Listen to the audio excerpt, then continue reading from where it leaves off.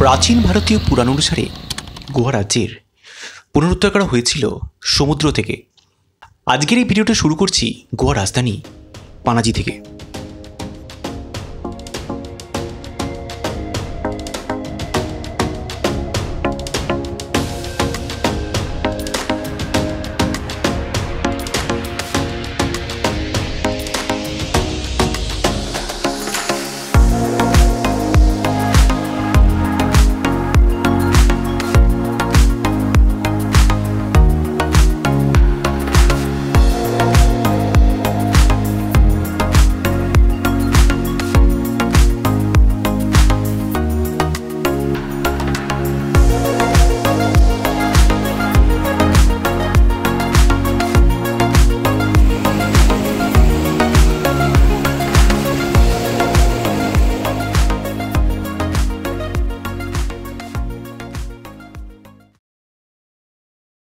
ভারতের ক্ষুদ্রতম রাজ্য গোয়ার আয়তন মাত্র 3700 স্কোয়ার কিলোমিটার হলেও সৌন্দর্য স্থাপত্যের দিক থেকে প্যারাডাইস ইন এ পকেট গোয়াকে বলা যেতেই পারে।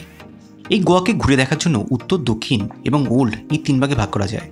যদিও গোয়া ভ্রমণের বেস্ট অপশান হলো বাইক বা স্কুটি, তো মার্চের এই চাঁদি ফাটা গরমে যেটা প্রায় অসম্ভব ছিল, তাই আমরা গোয়ার দর্শন সাইট থেকে এসি বাস বুক করেছিলাম। এদের ওয়েবসাইটে বিভিন্ন প্যাকেজ দেওয়া আছে, সাথে কী কী দেখাবে সেটাও, তাই যেটা পছন্দ সেটা আপনারা এখান থেকে বুক করতে পারেন। আমরা এদের সাথে সাউথ গোয়া ট্যুরটা করেছিলাম। খরচ পড়েছিল মাথাপিছু 375 টাকা। এদের পিক আপ ড্রপ ফেসিলিটি আছে। যেমন সাউথ গোয়া এই ট্যুরটাতে পিক আপ এবং ড্রপ পয়েন্ট ছিল ক্যালাঙ্গুটে, পাঞ্জিম ইত্যাদি। আমরা উঠেছিলাম আমাদের হোটেলের সামনের ক্যাসিনো লেন বাস স্টপ থেকে। বাসগুলো 2x2 সিটের ট্যুরিস্ট বাস, সাথে ছিল একজন করে গাইড।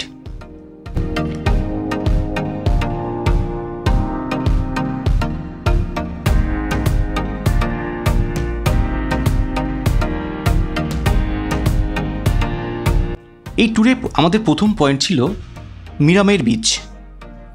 পানাজি শহর থেকে মাত্র 3 কিলোমিটার দূরে এই বিচ একসময় গ্যাসপার ডেয়াস বিচ নামে পরিচিত ছিল।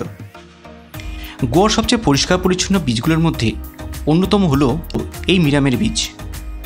সোনালি পরিষ্কার বালুকাবেলা আর নীল সমুদ্রে ভেসে বেড়াচ্ছে বিভিন্ন নৌকা। মান্ডবী নদী এখানে আরব সাগরের সাথে মিশেছে। প্রচুর স্টার ক্যাটাগরির বিভিন্ন হোটেল এই বিচের আশেপাশে রয়েছে। আমাদের এই ট্যুরে ডলফিন ট্রিপ একটা অপশান ছিল। পার হেড 300 টাকার বিনিময়ে 40 মিনিটের একটা বোট রাইড।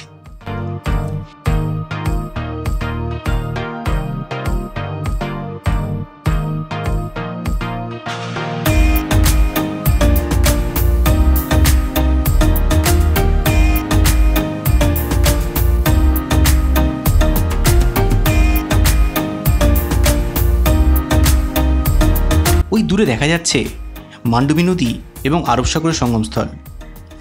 এই জায়গাতে প্রচুর ডলফিনও দেখা যায়।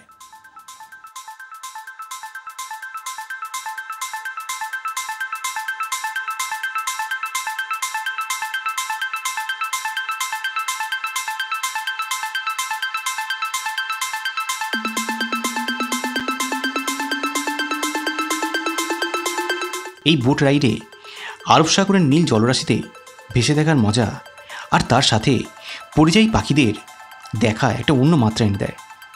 তাই গোয়া এলে এই ডলফিন ট্রিপটা অবশ্যই রেকমেন্ডেড। ওই দূরে দেখা যাচ্ছে অ্যাগুয়ারা ফোর্ট এবং জেল মিউজিয়াম। এখানে বিভিন্ন সিনেমা শুটিং হয়েছে।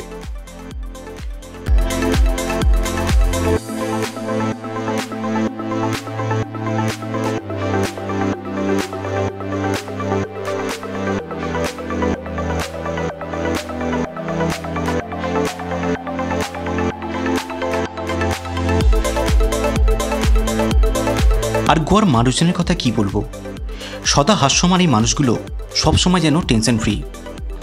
টেনশন কী যে বস্তু খায় না মাথায় দেয়, তা সমুদ্রের মতো উদার মনের মানুষগুলোর মনেই আসে না। তাই আপনারাও যখন গোয়া এসে পৌঁছাবেন সানন্দে গানের সাথে পা মিলিয়ে ফেলবেন।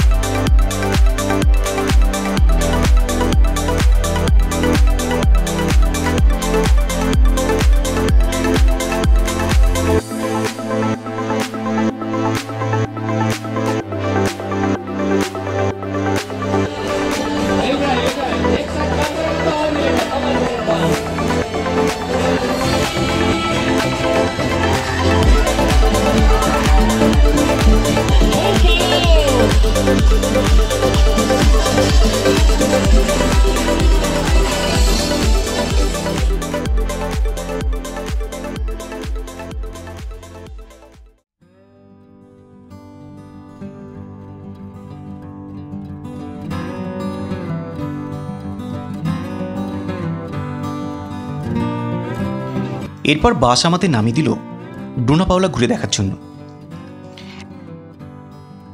বাসের পার্কিং থেকে বিচ প্রায় 1 কিলোমিটার, আর এখানে পার্সোনাল গাড়ি ছাড়া কোনো কিছু অ্যালাউ নেই। পানজিম শহর থেকে প্রায় 7 কিলোমিটার দূরে অবস্থিত এই ডোনা পাওলা বিখ্যাত হলো তার বিস্তীর্ণ বিচের জন্য। ওয়াটার অ্যাক্টিভিটি করার জন্য প্রচুর অপশান এখানে আছে। তাছাড়া ছোটোখাটো বিভিন্ন শপিং আপনারা এখানে সেরে ফেলতে পারেন।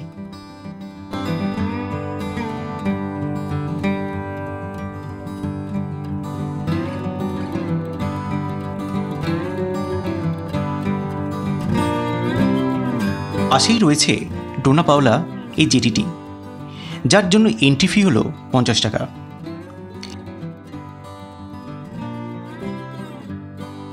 এখান থেকে আরব সাগর ও মারমাগাঁও বন্দরের দারুণ একটা ভিউ পাওয়া যায়।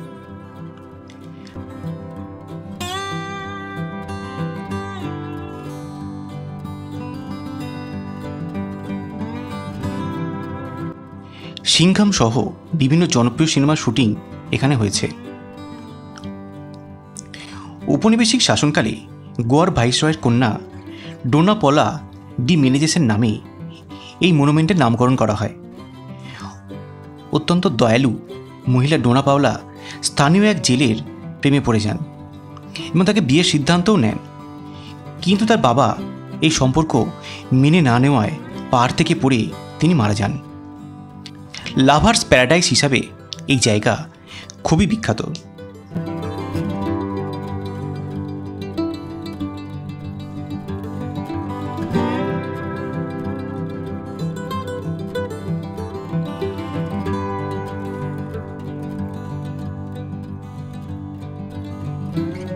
পাশেই রয়েছে ডোনা পাওলা এই চ্যাপেলটাও, এটাও আপনারা সময় করে একটু ঘুরে নিতে পারেন।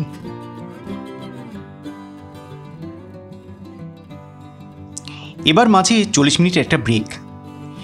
লাঞ্চের জন্য এই হোটেলে আমাদের নিয়ে যাওয়া হয়েছিল। এখানে বাথরুম ফেসিলিটিও আছে। দেখলাম হোটেলটি বেশ জনপ্রিয় এবং খাবার দাবার যথেষ্ট ফ্রেশ এবং দামও যথেষ্ট রিজনেবল।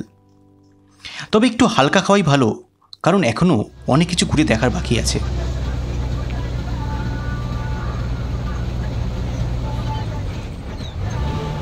পার্টি হুল্লোড় এবং বাদন ছাড়া যৌবনের আনন্দ ছাড়াও গোয়ায় লুকিয়ে আছে অনেক রহস্য।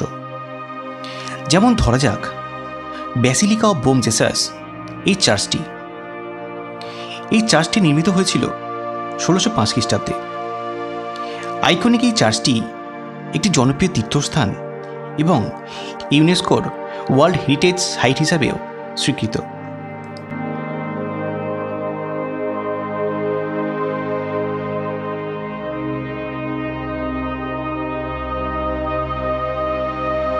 সেন্ট ফ্রান্সিস জেভিয়ার ছিলেন রোমান ক্যাথলিক ইতিহাসের অন্যতম শ্রেষ্ঠ ধর্মপ্রচারক।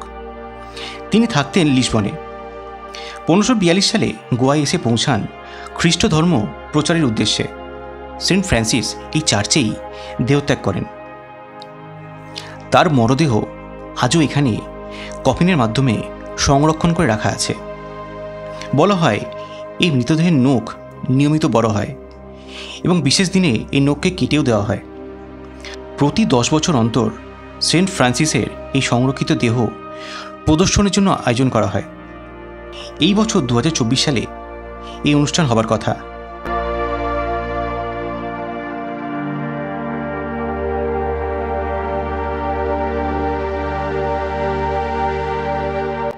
ব্যাসিলিকা অব বোম জেসাস এই চার্চের ঠিক উল্টো দিকেই রয়েছে সে ক্যাথেড্রাল।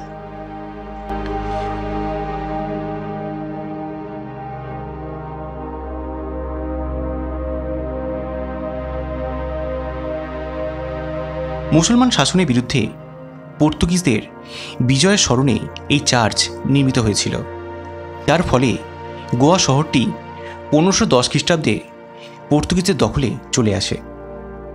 যেহেতু বিজয়ের দিনটিতে সেন্ট ক্যাথরিনের ফিস্ট ছিল, তাই ক্যাথেড্রালের নামকরণও তাকে ডেডিকেট করা হয়েছে।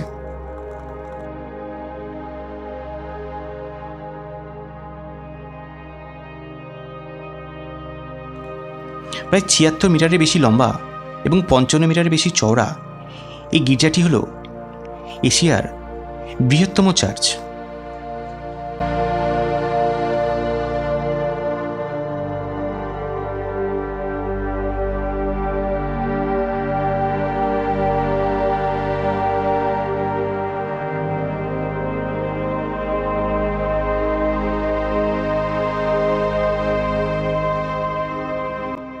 সপ্তাহের প্রতিদিন এই চার্চ দুটো খোলা থাকে, তবে চার্চগুলোতে প্রবেশে নির্দিষ্ট একটা ড্রেস কোড আছে।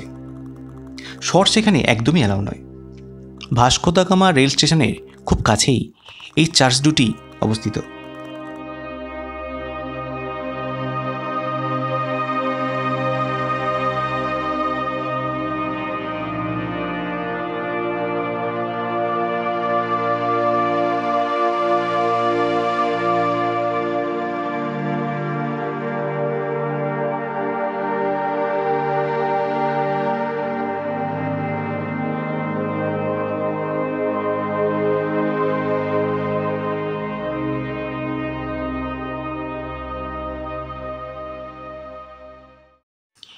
এরপর আমরা ঘুরে দেখব গোয়ায় অবস্থিত দুটি মন্দির। পানাজি শহর থেকে প্রায় 33 কিলোমিটার দূরে অবস্থিত কাভালেম গ্রামে এই মন্দিরটা অবস্থিত। এই মন্দির তিরুপতি বালাজি নামে সুখ্যাত হলেও এই মন্দির কমপ্লেক্সে রয়েছে শ্রী বালাজি, গণেশ এবং লক্ষ্মী মন্দির। খুব সুন্দর সাজানো গোছানো এই মন্দির কমপ্লেক্স গোয়াতে খুবই জনপ্রিয়।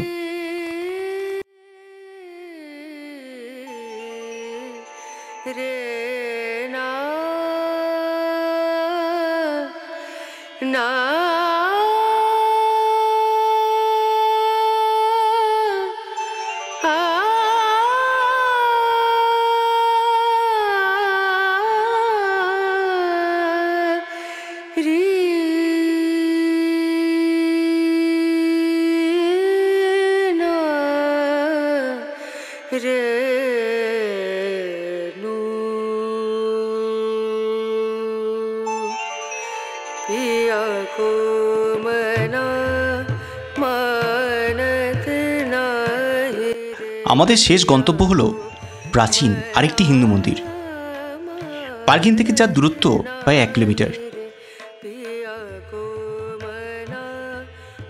রাস্তার দুপাশে প্রচুর স্থানীয় জিনিস বিক্রি হচ্ছে।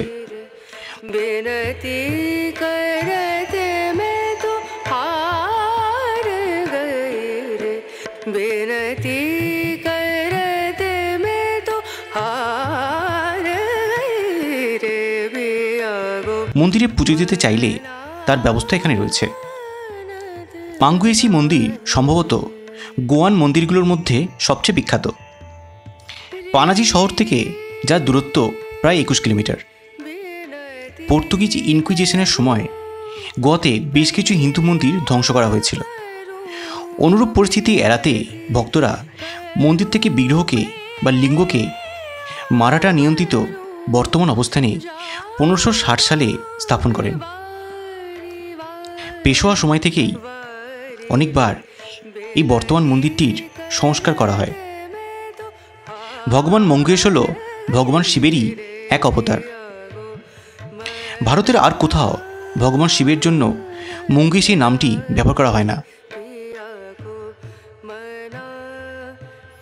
কিংবদন্তি বলে যে ভগবান শিব একবার তার স্ত্রী পার্বতীর সাথে পাশা খেলায় সর্বস্ব হারিয়ে নির্বাসনে যাওয়ার সিদ্ধান্ত নেন এবং গোয়াতে আসেন।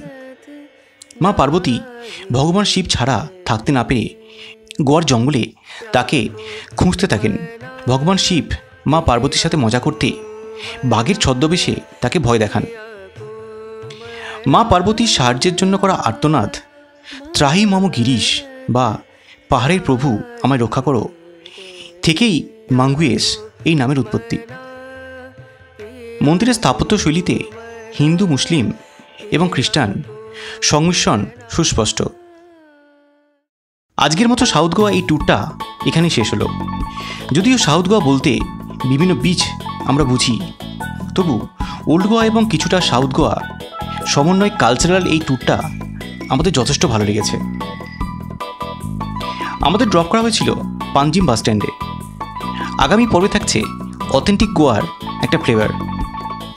তাই সাথে থাকুন এবং দেখতে থাকুন।